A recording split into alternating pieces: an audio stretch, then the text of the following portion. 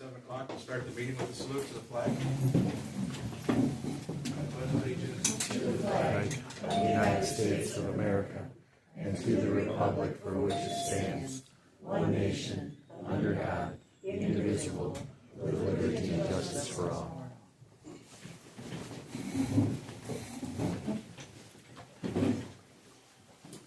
Roll call by the clerk, please. Trustee Dudash? Here. Trustee Kringle? Here. Trustee Reno? Here. Trustee Falk? Here. Treasurer Shonka? Here. Clerk Davis here. Supervisor Lewandowski? Here. Next is the approval of the March 17th, 2025 meeting minutes.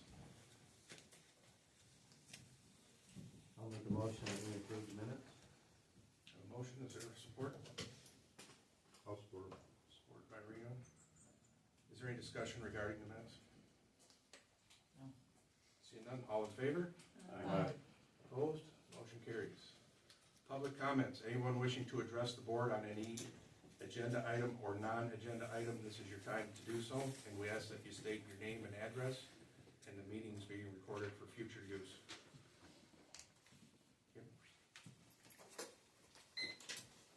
My name is Kim. Probably a few of you might recognize me from the Township Little League. Mr. Reno, thank you. As you, I'm part of the Portman Township Heritage Museum, and we have this invitation for you guys to attend for the open house on June 7th. And Bob and Dawn have been keeping you guys up to date on that. A lot of exciting things happening. And then we've got a lot of good things that are coming to closure.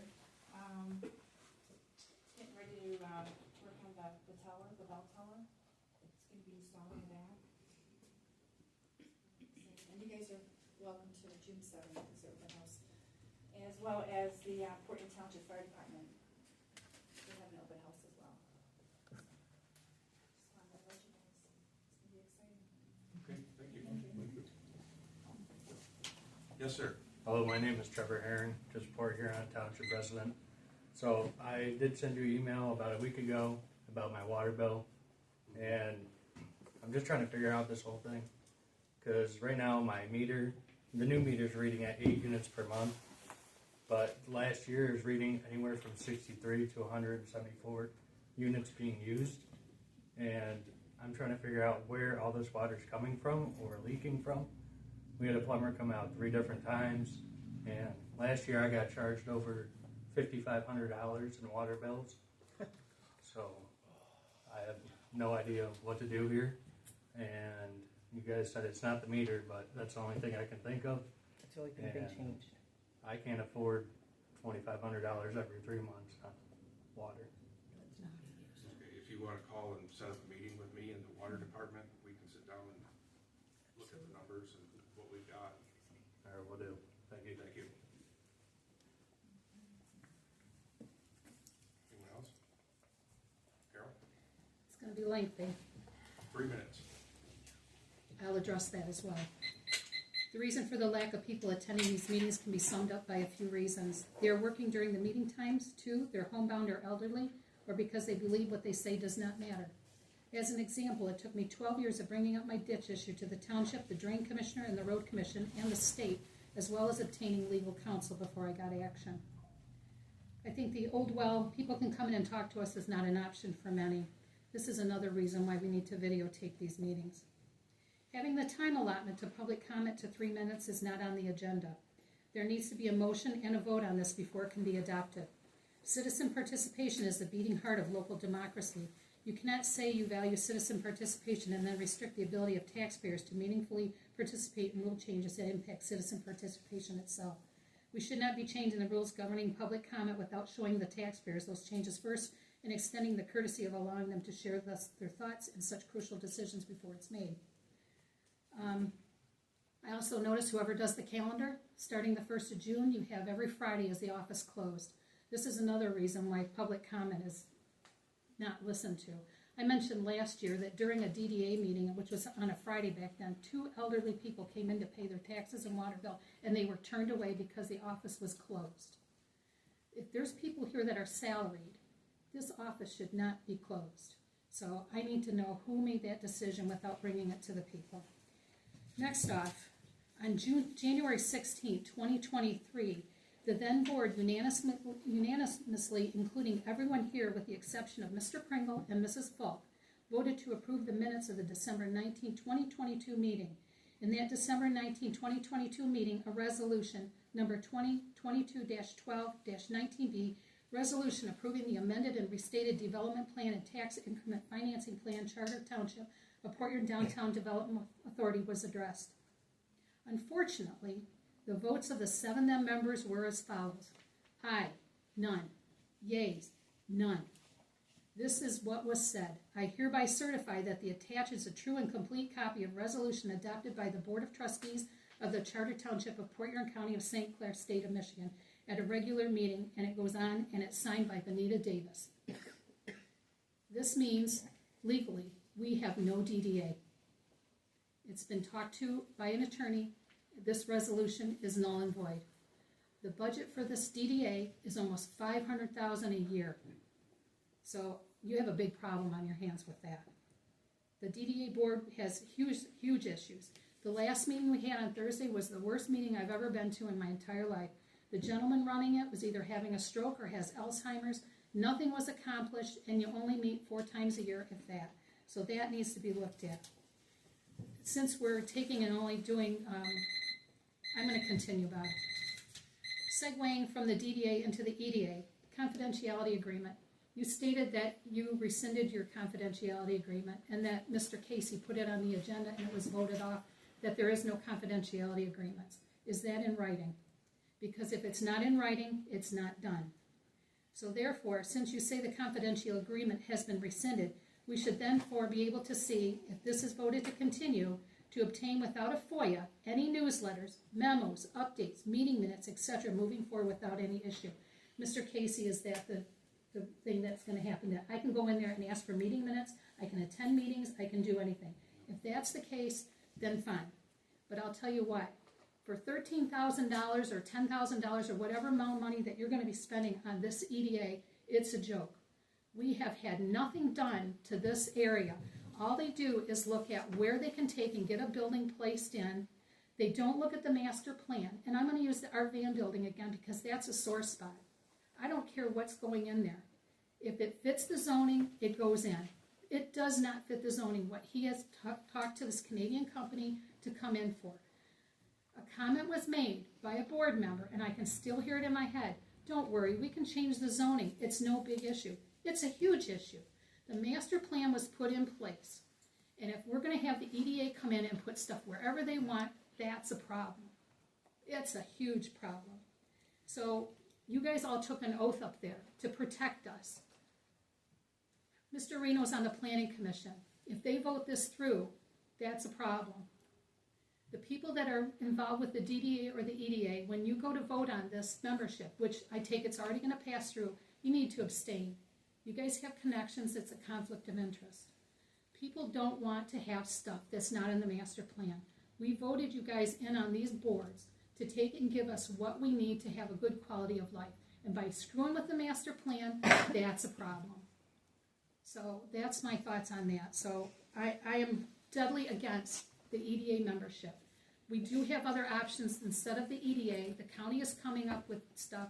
The Board of Commissioners voted to go against it because of the confidentiality agreement, the non-disclosure agreements, and you say, yes, you'll talk it over with us.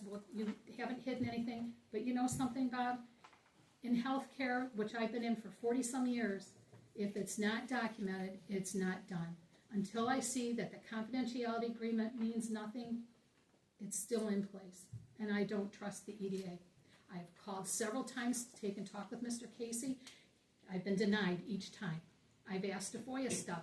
I've been denied. You can't get anything. This is our money. Our money. I would rather take the $13,000 and put it towards a playground equipment for young kids that are low income over in Hoover Park or the disabled kids, rather than taking and giving the money to EDA. Thank you. Anyone else? So, I feel like the EDA has been a boogeyman, which I don't really think it really deserves to be. I feel like a lot of the issues with the EDA are people trying to I guess it's absurd to me because I compare it to like saying that a pinata robbed a convenience store, right? It's so absurd. I find it. I think that our concerns with EDA are way overblown. I think the EDA, whether we like it or not, I think it serves an important function in St. Clair County. I think when it comes to local business, I mean, I went up to Yale one time for some counseling, and they got a few businesses up there that I think are helped by EDA funding. So, you know, it's a pinata. People don't like the EDA. I get it, but I think there's a misunderstanding of the consequences of what's going to happen if the EDA were to stop being funded or to cease to exist, however that would come about. So it's overly demonized, and I think I don't know if people have really thought through what would happen if hypothetically we were to strip funding from the EDA, what economic damage this could do to local economy. It's easy to demonize something rather than look at it in a more rounded way, and you sort of the pros and the cons. People only want to focus on the cons, and we only want to focus on the pros.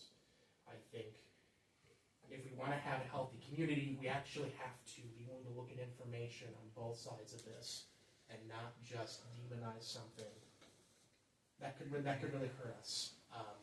Because let's say the EDA. I mean, for all we know, the EDA could really be helping Port Huron Township. Maybe there are some local businesses in Port Huron Township that the EDA is helping with. That's something that needs to get considered. So I just hope that we are able to calmly, rationally look at the data, look at the finances, and just make a determination and just say, okay.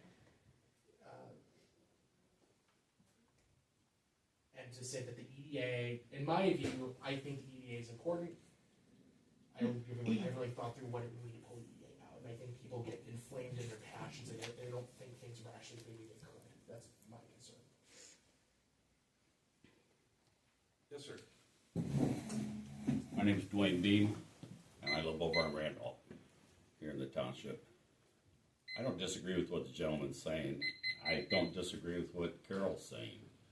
But until you guys come up with what the numbers are, I don't see any real evidence that this gentleman's showing that EDA is good or bad. We can sit here and say, I don't know what the economical advantage would be or disadvantage would be. You guys should know that. We should be able to ask you and get an answer on that. And if we can't, then, well, you kind of know where that's at. I don't disagree with having the EDA, but I think it's important that if we ask a question about the EDA here at these meetings, someone ought to be able to tell us. I don't think it should be penciled in the next meeting. I think you ought to be on top of your jobs enough to address those questions. That's what we're all really here for. We're not here just to listen to each other. I'd like to find some answers. I would like to know what the impact is if we voted against the EDA. And if we didn't pay the EDA, could we still improve the township with the money that we would have paid them? And could we still do just as good a job? So that's just my opinion. All right, thank you. Michelle Brown, Ravenswood, Port Huron Township. A recent drive. Sorry. Yeah. A recent drive through our business district revealed the alarming state of neglected properties, including the deteriorating old Kmart structure, its unkept parking lot. What action will the township take to address this? This space could be transformed into high-rise housing with affordable rents, storefronts below, and inviting landscaping to revitalize the area. The Art Van building also offers an opportunity for true revitalization, not unlimited planned like Project Surface, which risks lost tax revenue temporarily, maybe permanently, and zoning changes near 40th Street Pond.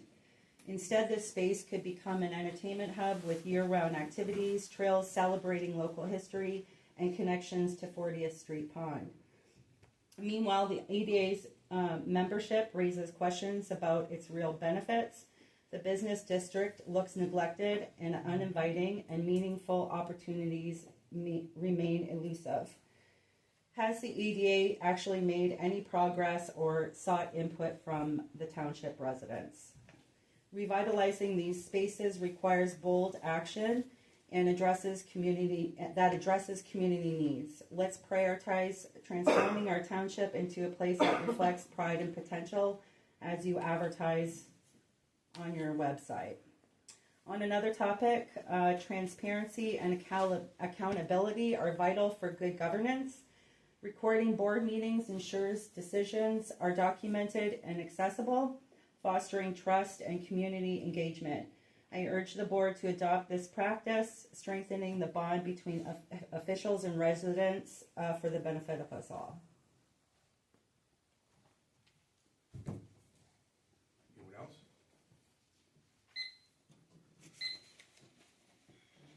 That's kind of distracting. All right, moving on. New agenda items, attorney's report. The board has before them the attorney's report, not a whole lot in it. If you have any questions, let me know. It's pretty self-explanatory. Engineer's report. Item 1, approved contractor's pay application number 2 from Telto Contracting for Bakersfield Pathway in the amount of $25,879.50. Thank you, Mr. Supervisor. You should have in your packet pay application number 2 from Telto Contracting. This is for the Bakersfield Park Pathway. It's the remaining items that were constructed for the embankments on the boardwalk that crosses the wetlands and the stream crossing there. So we've reviewed the pay application and recommend payment of the $25,879.50. I'm happy to answer any questions. If not, I'd be looking for a motion to approve that pay application. Is there a motion to approve the pay application? I'll make that motion. The motion by Dudash, support by Reno. Is there any further discussion? Seeing none, roll call body, the clerk. Dudash? Yes. Reno? Yes. Paul? Yes. Pringle? Yes. Shaka? Yes. Davis? Yes. Lewandowski? Yes. Thank you. I'll just give a brief update on some of the other projects in Bakersfield Park. We'll start with that specifically. Contractor, since he did those embankments, has kind of pulled off. He's just waiting for the ground to dry up a little bit, and then he'll remobilize back and start working on some more of the pathway items. So I can let you know at a future meeting how that's progressing and when they'll be out there to do the rest of the work. At the last meeting we had, the board approved the Howard Street and 24th Street sidewalk projects. So we've been in contact with that contractor. We've got the contract books in his possession. He's assembling the bonds and insurance. We should get those back shortly for review. And we'll be setting up a pre-construction meeting in the next probably a couple weeks, so I can keep you posted on activities on that moving forward. The Maywood sanitary sewer pump station, still kind of hanging out there. We're still waiting for direction from the EPA on whether they're going to agree with us on the categorical exclusion. I understand the EPA is under a lot of stress right now with everything that's going on with the federal government. So in the meantime, I've directed our staff, and I discussed with Supervisor Lewandowski this morning, that we'll just continue on assuming that's the path that we're on. It doesn't create any additional work for us. We just need to get something in motion so we can be ready when the EPA does respond. So we'll be moving forward with the design and the NEPA reviews so that when they come up with a decision, we'll be ready to submit. Outside of that, anything else? Anybody have any questions? I'd be happy to answer them. Any questions for Mike?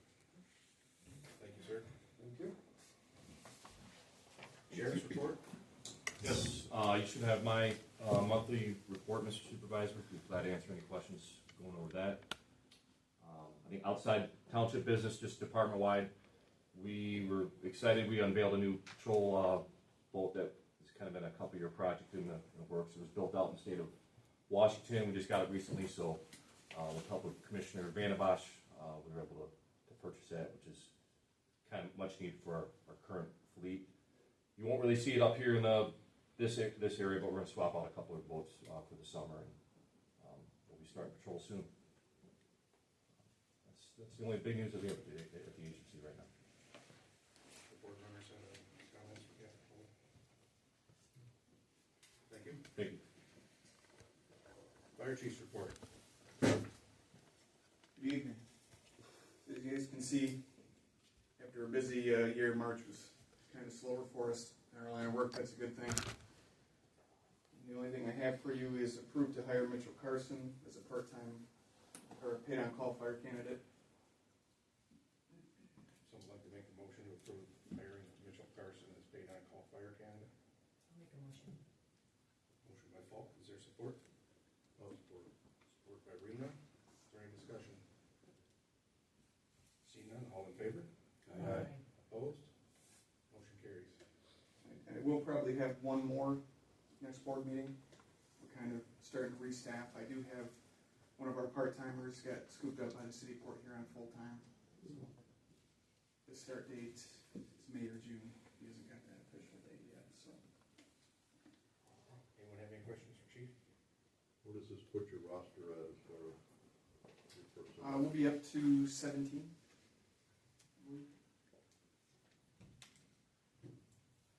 All right, thank you, sir.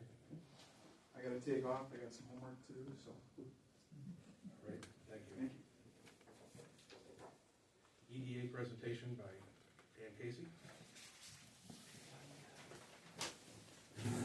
Mr. Chair, I'm Dan Casey with the EDA, and I appreciate the opportunity to be in front of the board today to talk to you a little bit about who we are, what we do, and some of the projects we've been working on in the township. I'm going to try to answer your question also that you asked about the confidentiality agreement. I think there continues to be confusion over the EDA, who we are, what we do, and especially how we do it. And the discussion that she brought up earlier is a classic example of that. So I'm going to talk a little bit about the Canadian company and how that project came into being. Okay. But we're a full-service economic development agency, a nonprofit, 501c6. So that means we're a private corporation. This is the most common way that economic development is done across the whole country and in Michigan. Basically what we do is retention and expansion, where we work with existing companies. We have relationships with people at those companies, and we meet with many of them once a year or more often than that if there's a project. Secondly, we attract new investment and new jobs to the community. So I'll talk a little bit more about that with the Canadian company. We also do community development work, usually on a project-by-project basis. So someone talked about the business district.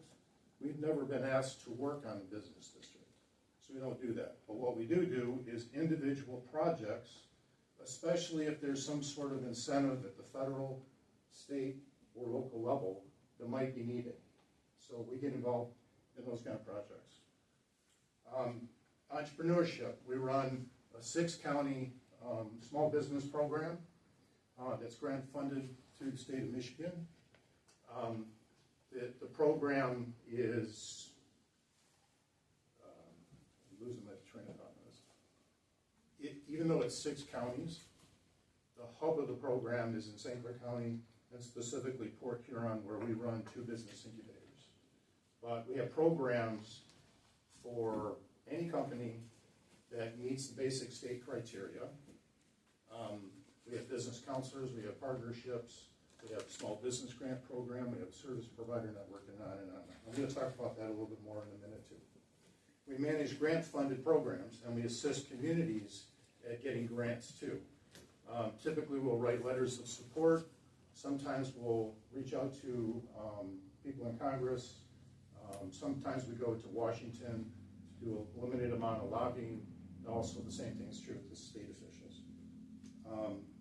Some of the grant programs that we're managing right now, for example, is we have a site readiness grant program where we can spend some money on studies and things that can help to get sites ready for development to make them more attractive for companies to do projects at.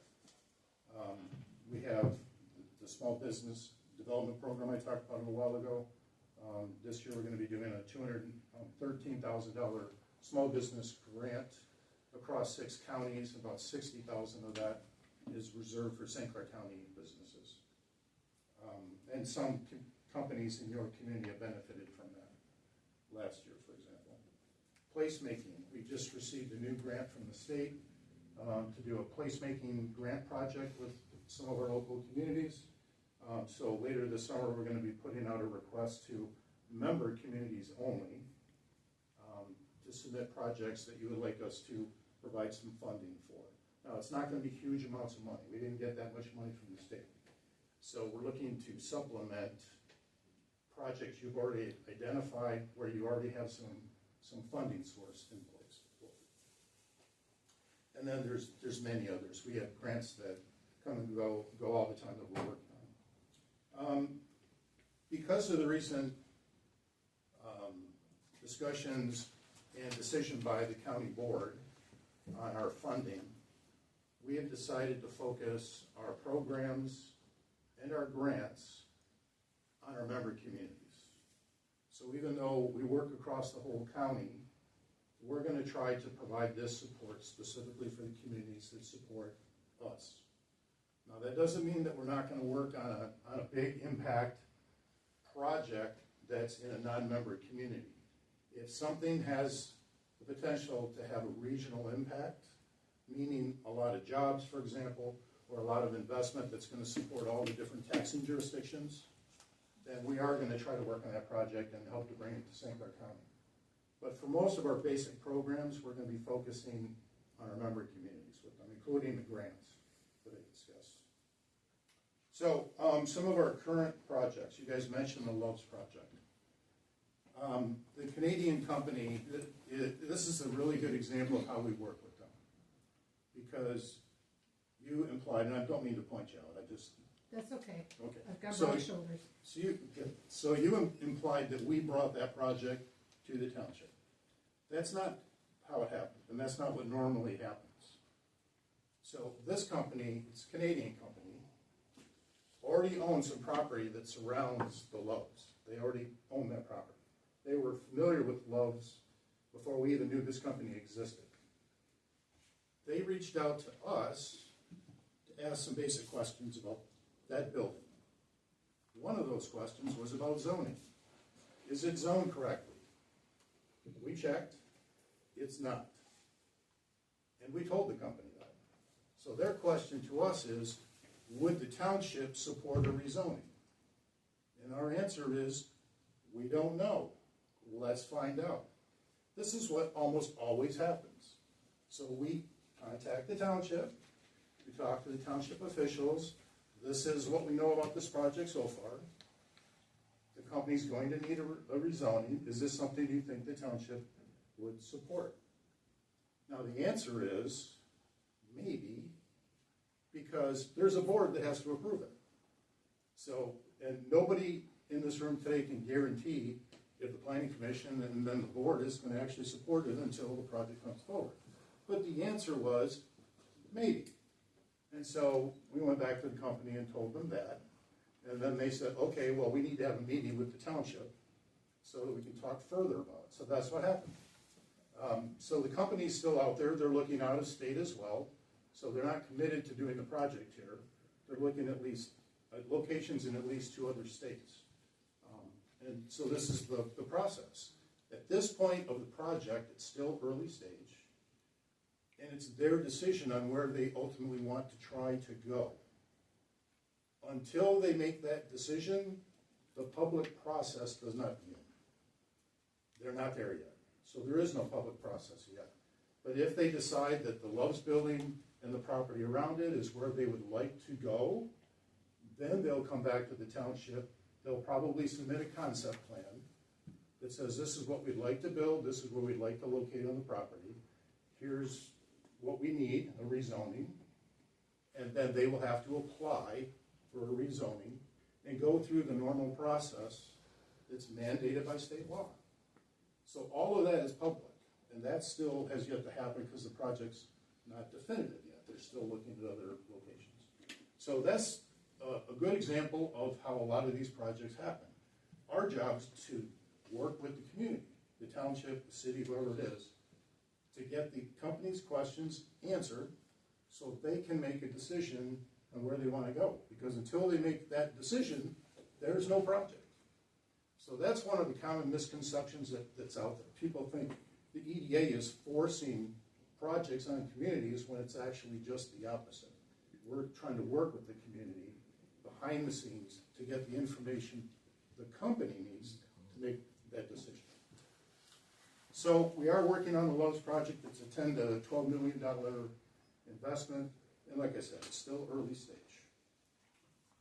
In the last few months, we also submitted some other sites in the township for a couple of projects that came to us through the state of Michigan.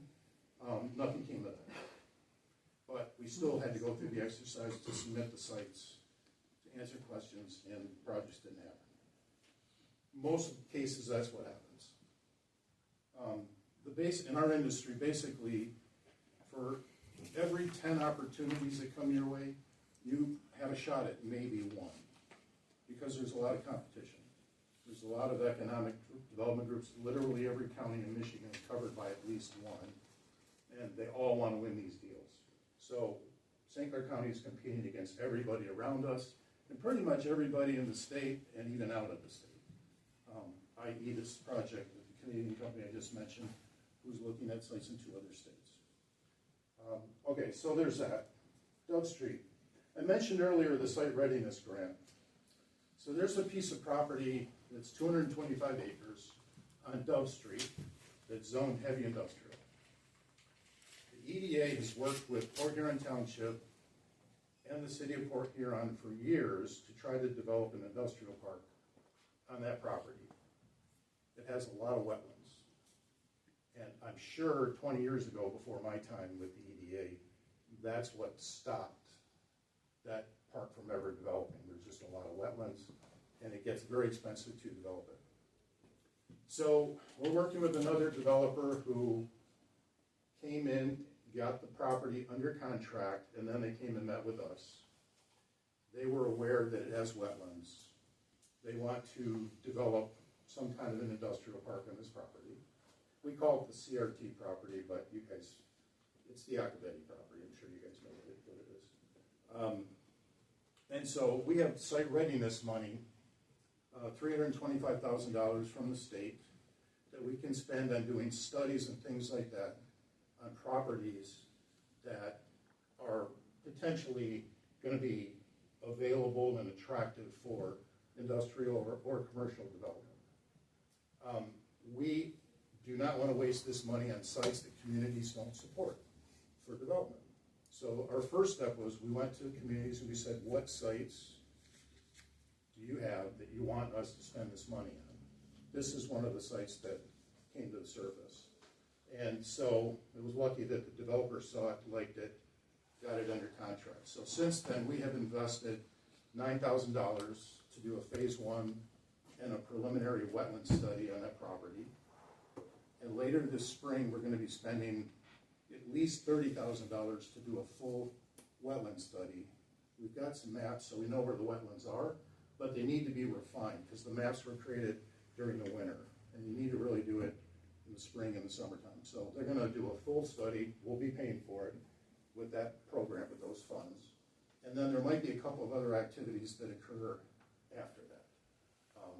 An Alta survey, geotech, things like that, that we would need to make that site more attractive. So that project's underway. The developer their name is Interstate Capital.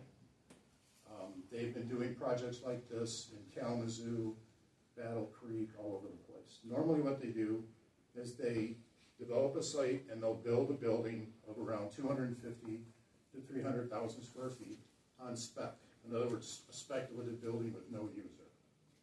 They don't finish the building, they don't pour the floors, for example, because they have to wait until they know who the company is and what their needs are before they finish it. So what they do is they'll put up what they call the core and shell of the building, so the outside walls, and prep the site, and then they wait until they have a tenant, and then they come back to the community, get the building plans approved or amended, and then they'll go ahead and finish the building for the tenant. And I said this is going to be an industrial park, so they're planning multiple buildings, and it's 225 acres, but based on their estimate, there's probably only 60 to 90 acres that are developable because of the wetlands.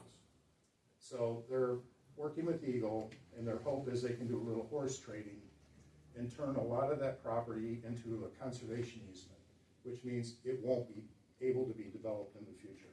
It will be reserved in its natural setting for foreseeable future. So that would leave them with roughly 60 to 90 acres of land that they could actually develop and build this industrial park. So this is one of the projects we're investing money in. We've spent quite a bit of time on that. In our small business programs, there's 24 entrepreneurs in the township who have received at least one service through our programs. 2 of them received grants. 2 of them were in what we call our cohort, which is like our fast track year-long program that startup companies go through. So we're really excited about that. That's a pretty good number. And we'll continue working with those companies. And the goal is to get them to revenue so that they can go out to market, find their own buildings, launch their own businesses, hopefully right in their backyard where they live, and then start hiring people and investing money. So that's the goal of those programs.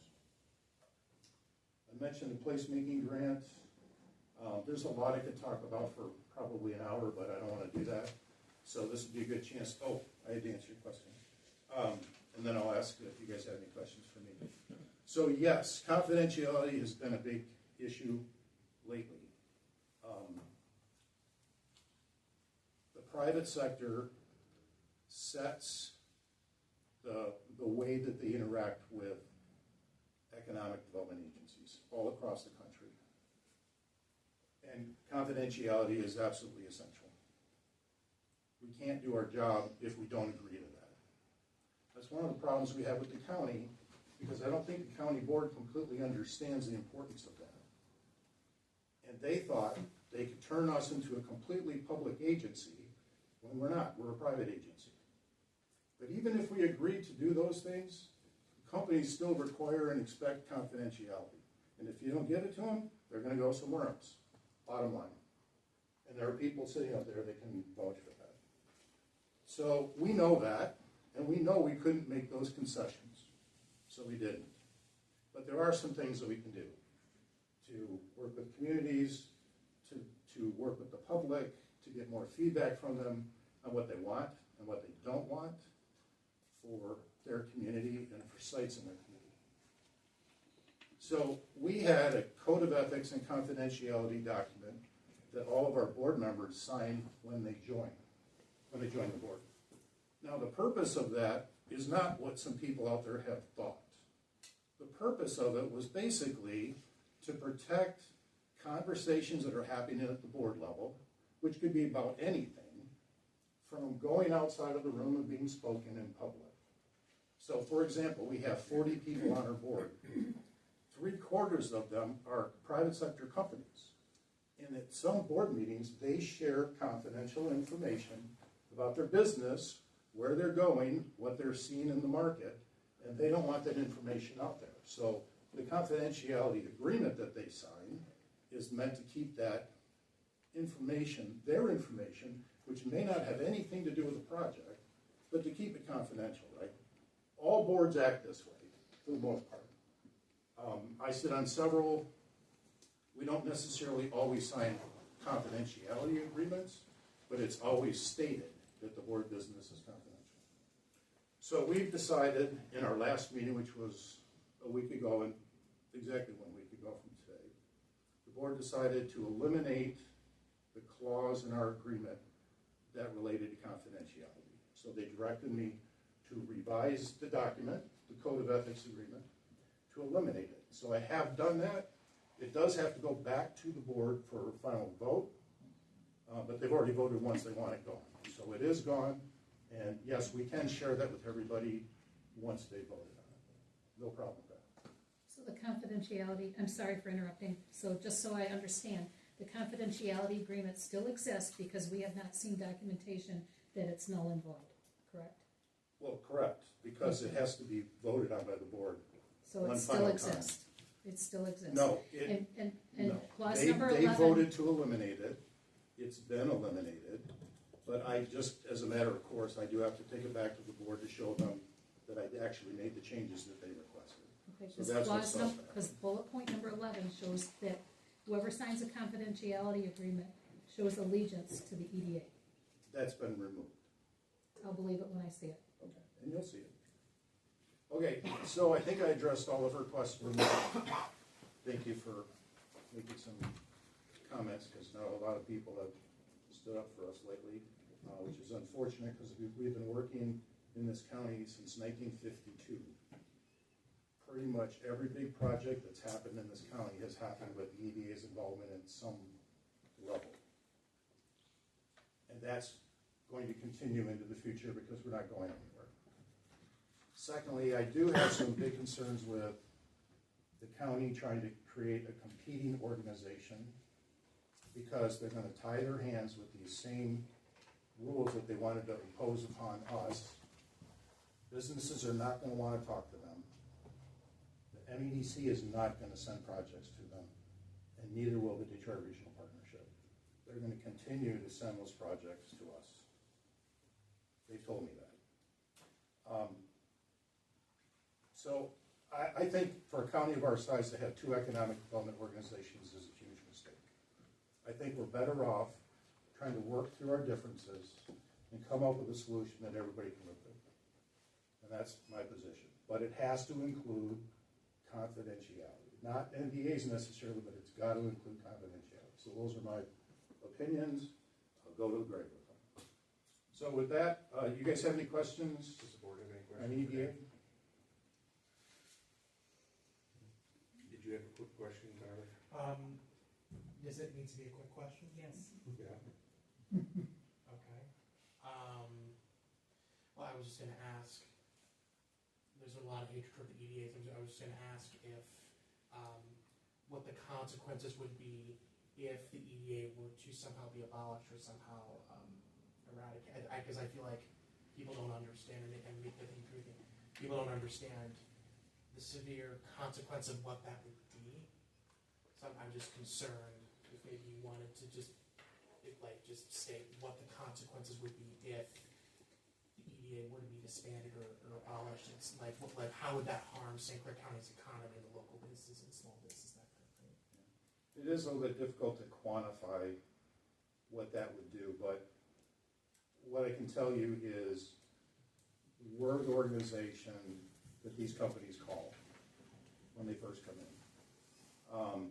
Many times they've already done their own research, they already have their own sites identified, and they come into us to ask questions to validate or to inform them on things that they don't know. And then that's when we go to the local community, because we're not going to know, for example, what is the available capacity in the water line wherever that site is. We won't know that level of details, but you will. So we'll go to the community and ask those questions. So that's the thing that I think a lot of people don't seem to understand, is that we work in partnership with our communities. We couldn't do our job if we didn't, right? It's always been that way, and it's always going to be that way in the future. So what would happen is these prospects, whoever they are, wherever they come from, won't know who to ask. So if I was them, I would call the local community. That's what I would do. Hey, I'm looking at doing a project here. And that local community would have to work with that company on their own. Many of our communities don't have the in-house expertise to do that. They don't have anybody. They don't necessarily even know their sites or their buildings. So it slows the process down a lot and creates a lot of uncertainty for those companies that are looking at that opportunity. That's why they work with economic development agencies, because they understand us, they know what our role is, and they know that if they tell us something, then they tell us in confidence that we'll keep it that way, right? Until we get to the point where the public process starts.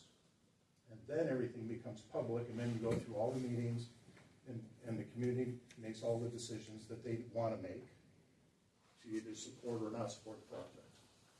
So without an EDA here, first of all, there's no entrepreneurial programs.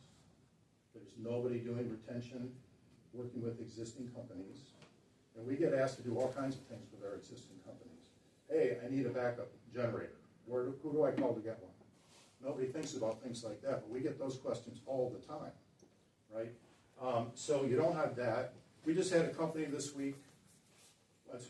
week, they called us and said, we're closing our doors, we're moving all of our people to Tennessee. That just happened last week.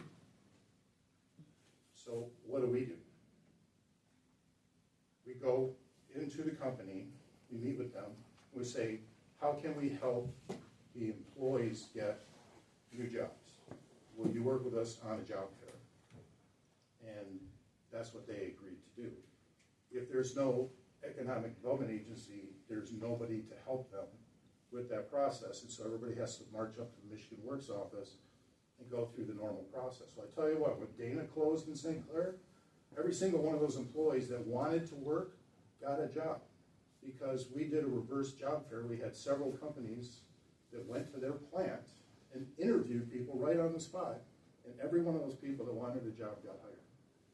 Again, if we don't exist, that doesn't happen, and all those folks are on their own to try to find their next job. And that's okay, you know, that's how things work in America, but if we can expedite that process for them and get them another paycheck as quickly as possible, then we do, right? So that's one example of what happened, or what could happen, if we didn't exist, right? Secondly, attraction of big projects to the county. We are involved in so many things that people don't realize, big and small. We administer the Blooming's Green strategic plan for the county. People don't realize that. We do that for free. So there's a countywide strategic plan, there's a whole process, I'm not going to bore you with the details, that we go through every year and a half in partnership with a whole bunch of people. There's about 130 people that get invited to participate. And we create, not us, but they create the priorities for the county for the next 2 years through this process. Well, we administer all of that for free. We don't get paid a dime for doing all the work. And we have lots of partners that are around the table, from leaders in the county, Community Foundation, the YMCA, just pretty much a lot of groups, communities, government agencies, nonprofits, they're all part of that.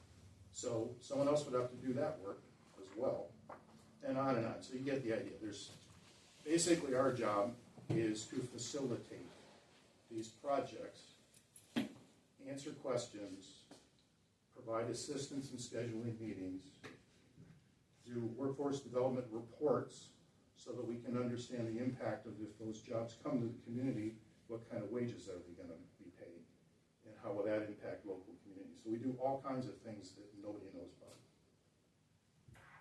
That answer your question? Yes, thank you. Just a quick comment. Thank you very much for having this gentleman here, and thank you for answering our questions.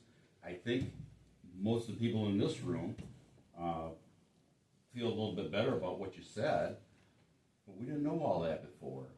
So thank you for having them here. We could use this kind of information a little more often, though. Any other questions? Do you have plans to be a part of these board meetings on a monthly basis or something to give us updates? Let me answer that.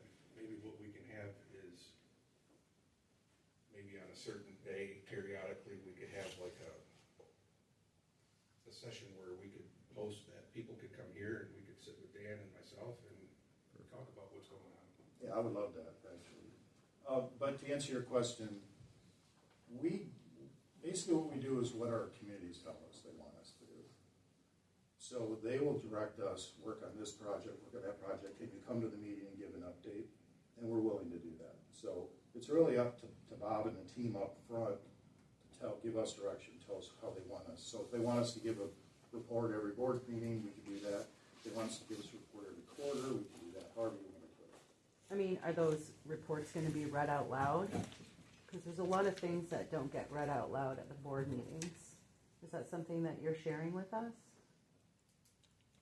Like the attorney notes, they don't get read out loud in the board meetings? They don't. The sheriff report doesn't get read out loud. Is this a report that will be read out loud if he's not present? If he's not, the only time he'll give a report is if he's present. Oh, I'm not giving the report, he'll give the report. We do send out a weekly report to all of the communities that are members. And it goes to township supervisor or the city manager for distribution to all of the elected officials. So all of you up there should be getting our weekly report. If you're not, I haven't got one in weeks. I haven't. You got one just the other day. Do what? Just got one the other day. I haven't Are gotten those any able in to be weeks. shared with the Something public? about, yeah, I mean, yeah, there's no, we used to have a bigger list, only we're countywide before the board's vote. We used to send it to all the townships, all the villages, elected officials, all of them used to get it. But now, since the county's vote, we've said basically, we're just gonna report to our members. So if we don't have, Ms. Falk, if we don't have your email address, then we'll make sure that we put you on the distribution list so you get those.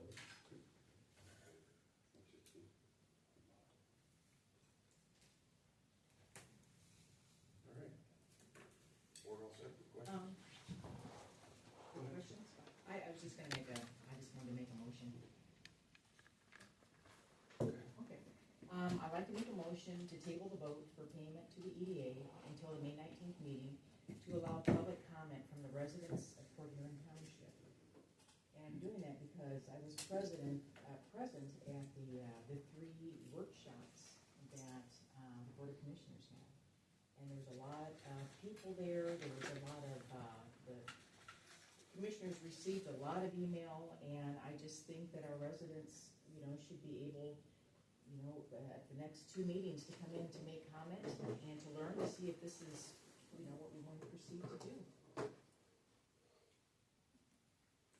Anyone want to support that?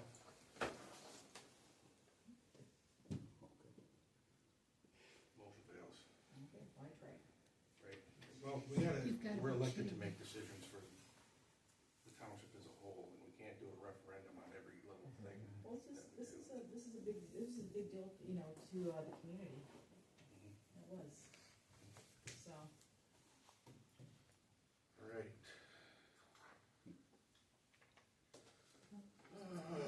Item F, approve EDA membership.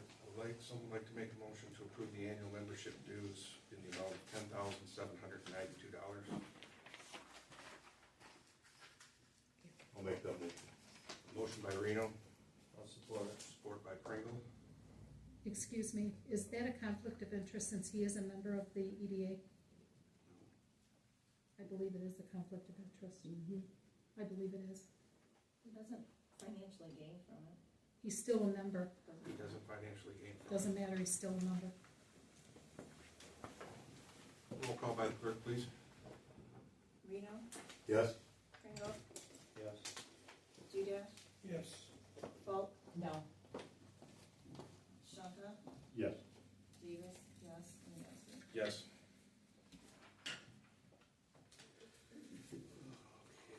Okay. Item G, approved quote from Aztec Asphalt to repair the parking lot at the Township Hall in the amount of $69,500.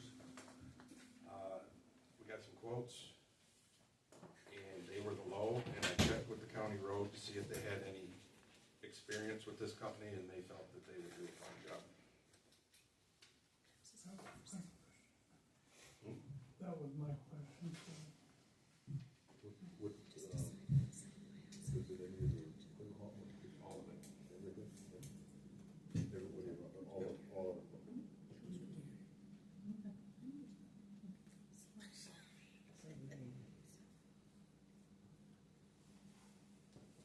I'll make that motion. Motion by Dugash, is there support? Support by Davis. Is there any discussion? It doesn't include the roadway and cemetery.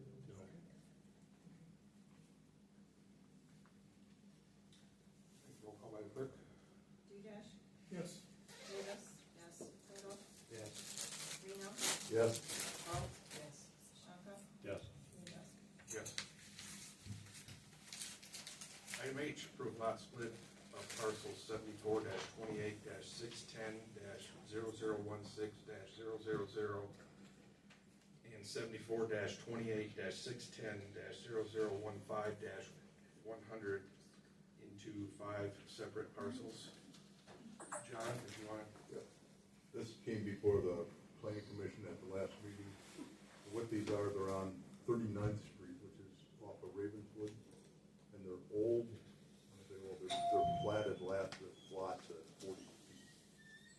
And what this is doing is making 80-foot lots, so it's combining two lots to make one, but then they're buildable lots. That's what this lot split is. It's really taking another piece of property, it's taking an existing platted property, I don't know, like probably 150 years old. But you can't build anything on 40 feet. So that's what this person wants to do, is make 80-foot lots out of it. So there were 10, now there's 5, but they're 80-foot lots. I make a motion that you approve. A motion by Reno, is there support? Support by Udash. Is there any discussion? No, this is still gonna be all residential, is that one? Far again. Roll call by the clerk. Reno, Yes. Udash, Yes. Paul, Yes. Kringle, Yes. Shaka, Yes. Davis, yes. Yes. Approve agreement with St. Clair County Road Commission to Cape Seal, Aliva, Whittier, Elaine, West Haven, and Westcott roads.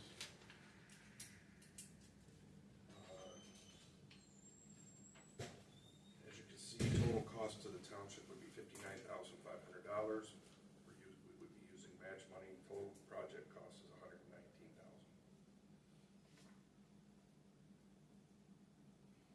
I'll make that motion. Motion by Dudash, is there support? I'll support. Support by Pringle. Is there any discussion? The contractor, the road commission fixed the contractor. Yeah, it's not the same mess that we have to talk, I'm talking to Mr. Hazelton about on your road. Just want to make sure they don't get another job. All right, roll call by the clerk, please. Udash, Yes. Kringle, Yes. Paul, Yes. Reno, Yes. Shaka, Yes. Davis, yes. Yudowski. Yes. Also from the road commission, you have a work order for gravel and chloride and grading of various roads. Need a motion to approve the work order as presented. I'll make that motion. Motion by Reno, is there support? Support by Shaka. Is there any discussion? Seeing none, roll call by the clerk. Reno, Yes. Shaka, Yes. Paul, Yes. Kringle, Yes. Reno, Udash, Yes. I vote again. yeah. Shaka, Davis, yes. Yudowski. Yes. Item K, approve salary increase for DPW part-time position. As you see here that we've got, Gunner was brought on last year for $15 an hour mowing and other various things for the DPW for the summertime. And he asked for a raise, and I would recommend raising his salary to 18. I'll make that motion. Motion by Shaka, is there support? I'll support. Support by Dudash. Is there any discussion? He's doing all the parts, right? He does the mowing. Yeah. And he is an excellent worker. He gets the job say that you can't hire a kid on a high school grade table anymore, so it's difficult. I know that I made the comment last fall that like the work he did like on Water Street, first time I've ever seen him, like he cleaned the curb up. Usually there's weeds growing over the curb, but he did an excellent job. He keeps that up. He also is a part-time fireman. Oh, okay. All right. All those in favor? Aye. Opposed? Motion carries. Item L, approved pump repair from Kennedy Industries. We have a pump that needs to be repaired, and the amount is $8,450. I'll make that motion, I talk to Dan on it. He was across the street, All right. Yeah, new pump's $33,000, so. yeah. Motion by Dugan, is there support? I'll support. Support by Reno. Is there any discussion? This was, I think Dan said it was, one pump that wasn't on that program. Right, no, it's not a concern. Right. All right, all in favor? Aye. Opposed? Motion carries. All right, approval of bills. Make a motion, we approve the prepaid bills in the amount of $1,022,538.61. Motion by Shaka, is there support? I'll support. Support by Reno. Is there any discussion regarding the prepays? Seeing none, roll call by the clerk. Shaka, Yes. Reno, Yes. Bulk, Yes. Dudash, Yes. Pringle, Yes. Davis, yes, Wondusky. Yes. Make a motion, we approve the current bills in the amount of $631,407.41. Motion by Shaka, is there support? I'll support it. Support by Pringle. Any discussion? Seeing none, roll call by the clerk, please. Shaka, Yes. Pringle, Yes. Dudash, Yes. Reno, Yes. Bulk, Yes. Davis, yes, Wondusky. Yes. Board correspondence, anyone have anything they want to share with the board? A little update on this, what's happening at SimCog. They got a program where they're reviewing road signs and crossings. Where they're putting signages on roads, they're blocking roads, they're blocking pedestrians. So SimCog's got some designated areas in Detroit, and I think it's doing it in part of Macomb County. So they're putting either hawks or pedestrian crossings, and they set them up in such a way that cars are running over them, or cars aren't seeing pedestrians and hitting them, which brings us to the second program we're looking at is turns on reds, and like at Water Street, I-94, where we have no turn. The one in Detroit, well, Macomb County actually, they did a 3-day study at Gratiot and 59, and there was 74 near misses at that intersection at all 4 directions each day, because person making a right-hand turn on a red wasn't looking for the pedestrians crossing there, and 94 and Water Street, they've had a couple of calls too. And people just turn without looking. And I guess with Pier and 24th, they don't wait for it to turn from do not turn to turn on red. They just start going. There's people walking across the street. And it's becoming more and more of a problem with especially since they've got new glasses that they look up, and it reads the walk, do not walk. So they just say, well, it says walk, so I can walk. They're not listening, and blind people. I think it really stick. So that's the other program we're looking at. Other than that, they're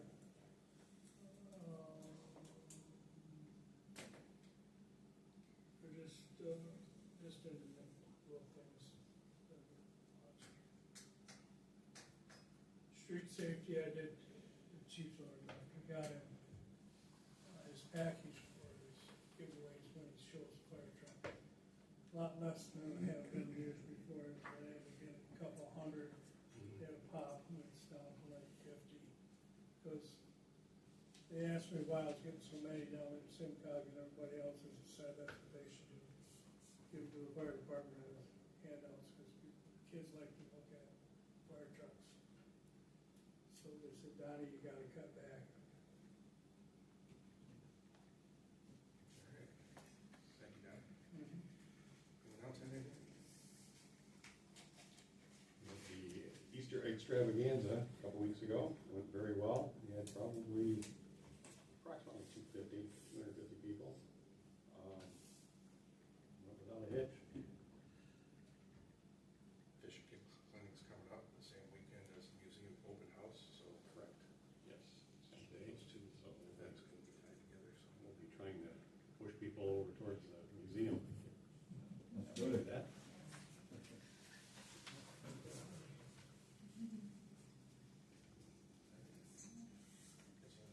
Entertain a motion to adjourn. I'll make that motion. Motion by Shaka, is there support?